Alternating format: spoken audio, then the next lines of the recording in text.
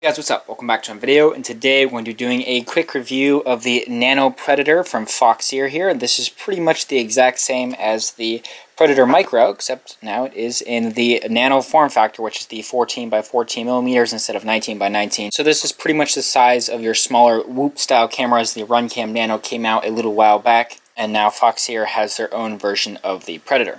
So the camera comes with all pretty much standard stuff, and just note you do get this little injection molded plastic piece to adapt it to the micro size from the Nano, as well as they do include the longer screws that you need for that, which is nice.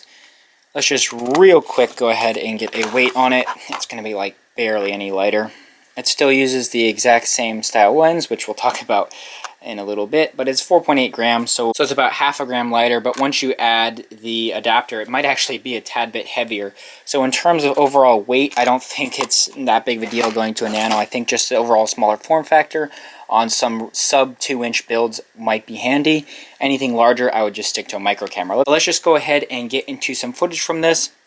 And now this is from a recent race, the New York Masters in Buffalo. This was the qualifying track. And my settings here, I'm using the pretty much stock settings that I used for my other Predator 4s, the micro version, since the camera is supposed to be the same. The settings that come on it, I'm not a huge fan of. I feel like the saturation's too high, as well as it's in PAL mode. I highly prefer NTSC for the higher frame rate, but obviously you can set it up however you'd like. But this flying here was just on the qualifying track, very simple track down low. The grass was pretty brown and dead.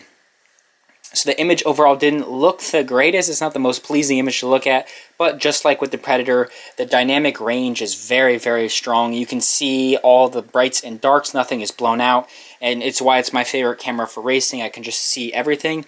And now here is some footage of the micro real quick, just to compare, just to show you there's not really any difference. It was a little bit different. I think the clouds were out when the Nano was flying.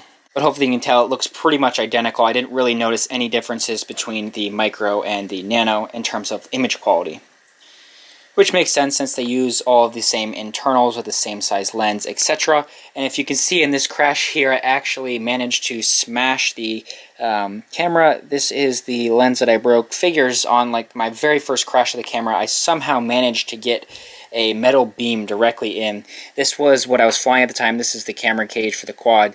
So this is a micro in here, but I had the Nano in. So the pole came in directly in between here, and you can see the carbon is untouched. So that pole, I lined it up perfectly, of course. Definitely shattered the lens, but I just pulled it back out, put a micro lens in there because it's the exact same lens, which is really nice, and the camera is perfectly fine. So like I said, this is just going to be a real quick review since it is pretty much the same as the Micro. I just wanted to bring attention to the Nano form factor and say that I am pleased with how it performs.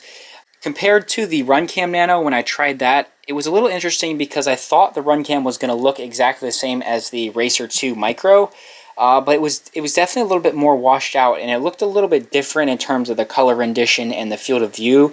It just had a different type of image to me, which is why I was curious to see if the Predator Nano versus the Predator Micro would be different like that. But as far as I could tell, they look exactly the same in terms of the image, so that is definitely nice. But for me, my frames all except the micro cameras, there's not really any point for me using the Nano because I'm just going to have to use this adapter.